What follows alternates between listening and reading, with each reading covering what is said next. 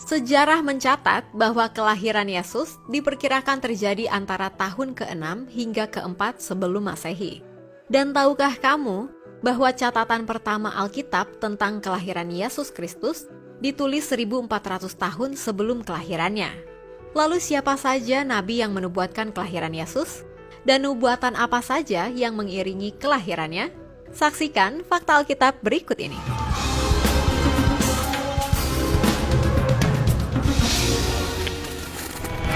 Pentingnya nubuatan. Menurut Kamus Besar Bahasa Indonesia, nubuat adalah wahyu yang diturunkan kepada nabi untuk disampaikan kepada manusia. Nubuat dalam Alkitab dipahami sebagai pesan Tuhan bagi manusia, khususnya orang percaya melalui seorang nabi. Nubuat pada umumnya berupa ramalan tentang peristiwa yang akan terjadi pada masa depan. Yesaya 42 ayat 9. Alkitab cukup banyak menulis tentang nubuatan. Menolak nubuat Alkitab sama halnya menolak bagian penting dari firman Allah. Sebab 2 Timotius 3 ayat 16 menulis bahwa firman Allah berguna untuk mengajar, memperbaiki, mengoreksi, serta melatih di dalam kebenaran. Hal ini termasuk juga dengan nubuat dalam Alkitab.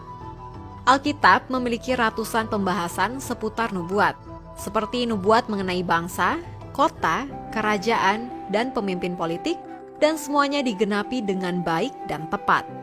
Sebagai contoh nubuat tentang Raja Darius oleh Nabi Yesaya, bahwa ia akan memulangkan bangsa Israel dari pembuangan ke negeri mereka dalam Yesaya 44 ayat 28, dan tepat seperti demikian, 142 tahun kemudian, nubuat itu digenapi dalam Ezra 1 ayat 1-3. Sama halnya dengan nubuatan mengenai Mesias yang akan datang. Nubuatan para nabi mengenai Mesias.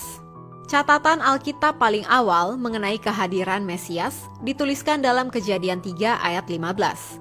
Ialah Musa yang menulis kitab Kejadian bersama dengan kitab Taurat lainnya. Diperkirakan Musa menulis kitab Kejadian sekitar tahun 1440 sampai 1400 sebelum Masehi. Meskipun Kejadian 3 ayat 15 adalah perkataan Allah sendiri, namun wahyu Allah yang diterima Musa merupakan sebuah janji yang berisi nubuatan kemenangan mutlak umat manusia dan Allah atas iblis dan kejahatan melalui peperangan rohani di antara keturunan wanita, yaitu Tuhan Yesus Kristus, melawan keturunan ular, yaitu iblis dan para pengikutnya. Beberapa bagian kitab Musa lainnya juga menubuatkan mengenai Yesus Kristus, seperti Kejadian 12 ayat 3, Kejadian 17 ayat 19, Kejadian 49 ayat 10, dan Bilangan 24 ayat 17. Nabi berikutnya yang menubuatkan tentang Mesias ialah Yesaya. Nabi Yesaya hidup sekitar tahun 700 sebelum Yesus lahir. Nubuat mengenai Mesias ditulis dalam Yesaya 7 ayat 14, Yesaya 61 ayat 1-2, Yesaya 53 ayat 7, Yesaya 50 ayat 6, dan Yesaya 53 ayat 5-12. Nubuat Yesaya yang paling dikenal terdapat dalam Yesaya 9 ayat 6, sebab seorang anak telah lahir untuk kita, seorang putra telah diberikan untuk kita. Lambang pemerintahan ada di atas bahunya, dan namanya disebutkan orang, Penasihat Ajaib, Allah yang perkasa, Bapa yang kekal, Raja Damai. Lalu ada Nabi Mika yang melayani di Yehuda sekitar tahun 751 sampai 687 sebelum Masehi. Mika menyebutkan tempat lahir Mesias dalam Mika 5 ayat 1.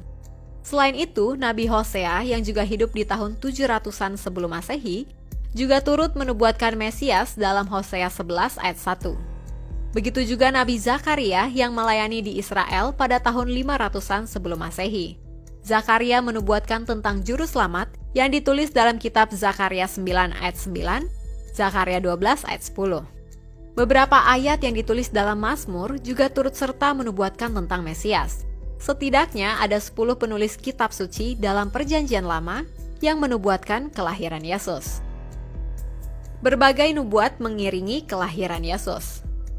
Selain nubuatan mengenai kelahiran Yesus Kristus sebagai juru selamat dunia, ada beberapa nubuatan terkenal lainnya yang mengiringi kelahiran Mesias.